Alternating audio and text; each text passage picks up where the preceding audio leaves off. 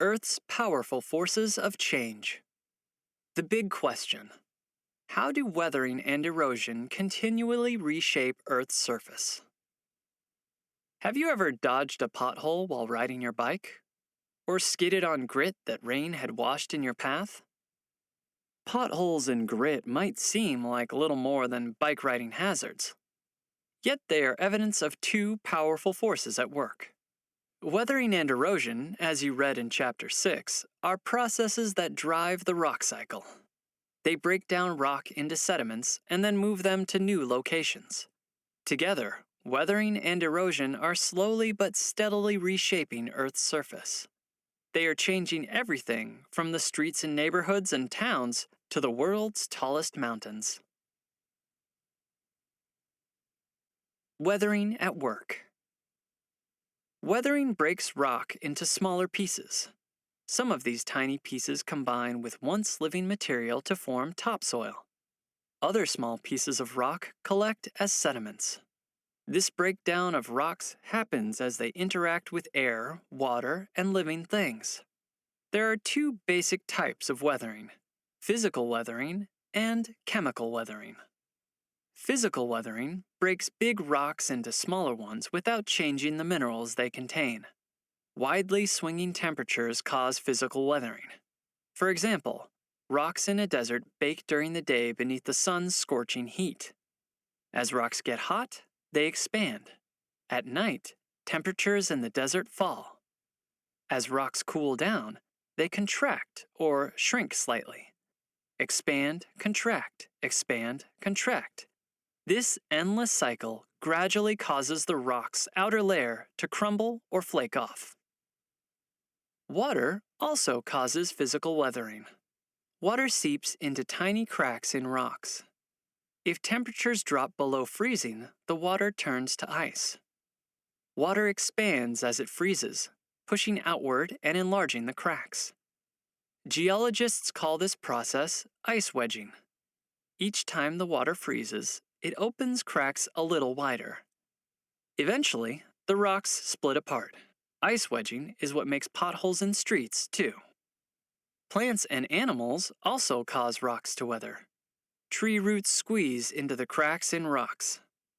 As the roots grow, they act like wedges, forcing the cracks wider and wider. Eventually, the rocks break apart. Badgers, chipmunks, and other animals burrow into cliffs and hillsides like tiny bulldozers.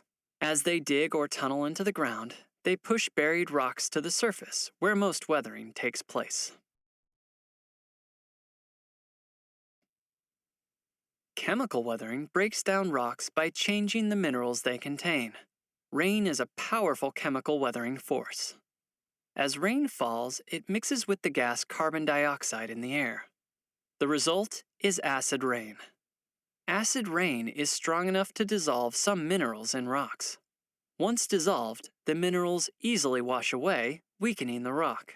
Acid rain very slowly carves some rocks into different shapes. It gradually erases the lettering on old gravestones and blurs the faces of stone statues. It eats away at the outside of ancient and even modern buildings. Where rain seeps into the ground, carbonic acid causes weathering of buried rocks as well. Over long periods of time, this often unobserved weathering creates caves deep underground. Another gas in the air, oxygen, causes chemical weathering in rocks. With a little help from water, oxygen reacts with iron-containing minerals. The reaction changes the minerals, making the rocks brittle and crumbly and turning them a rusty red color. Some plants release rock-weathering substances. Take a peek under a patch of moss growing on a rock, and you'll see little pits in the rock's surface. Acid from the moss plant caused the damage. As a result of all weathering, rocks are broken down into smaller pieces and ultimately into sediments. Erosion is what gets those sediments moving.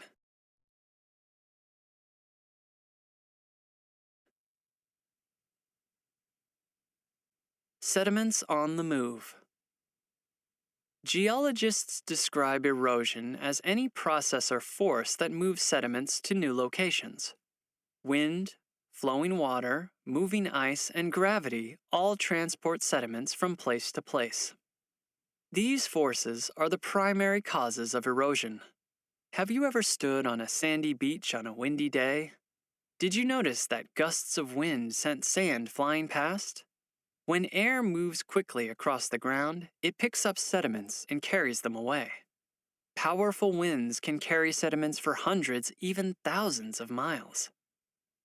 On the windy beach, did your skin sting as it was struck by blowing sand? Wind-carrying sediments can act like a sandblasting machine to wear away rocks in its path. When wind-driven sand hits rock, it chips off tiny pieces. The wind then whisks the pieces away. Over time, this form of weathering can polish rock surfaces or pepper them with tiny holes. It can shape huge blocks of rock into delicate stone arches and lofty towers. Weathering and wind erosion can also leave massive boulders balanced on slim supports. Have you seen wind-carved rocks like this? As wind slows down, the sediments it carries fall back to Earth. They are deposited on land or in water. Where winds deposit sediments regularly, layers of sediment slowly build up. Over time, those layers may be transformed into sedimentary rock.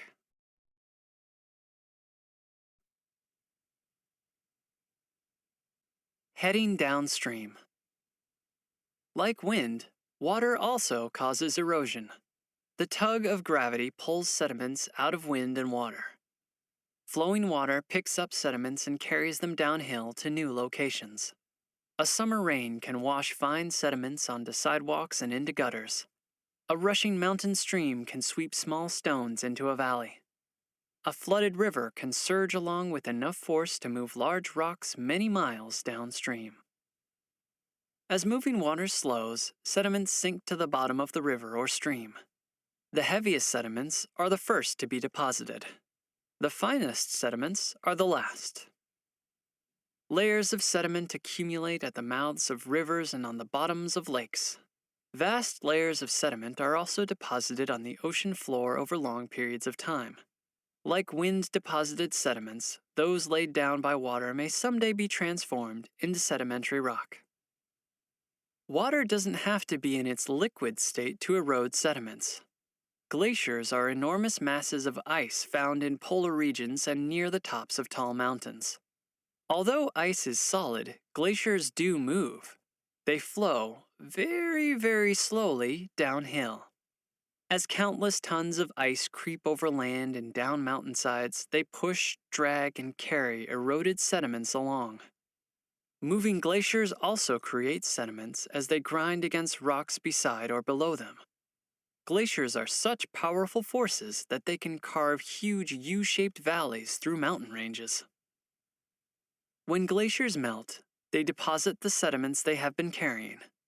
About 20,000 years ago, glaciers covered large parts of North America, Europe, and Asia.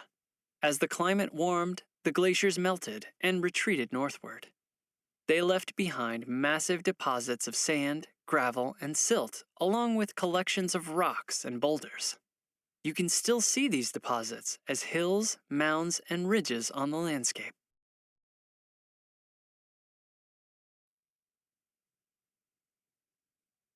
Weathering, erosion, and time.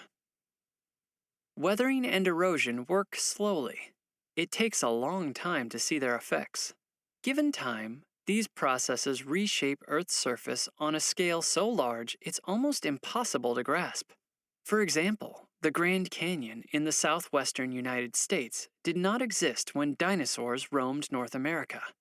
Wind, rain, and the Colorado River slowly created it. These forces cut and shaped the landscape into what it is today, one of the world's largest canyons. Millions of years ago, the Appalachian Mountains in eastern North America were a towering mountain range. The highest peaks may have been more than 20,000 feet above sea level. Weathering and erosion gradually wore the Appalachians down. Their highest point today is just 6,684 feet high. As permanent as mountains seem, weathering and erosion inevitably change them. Even Earth's tallest peaks, Everest in Asia, Aconcagua in South America, Africa's Kilimanjaro, and Europe's Mont Blanc won't last. They will eventually be worn down by these endless geological processes. But don't worry.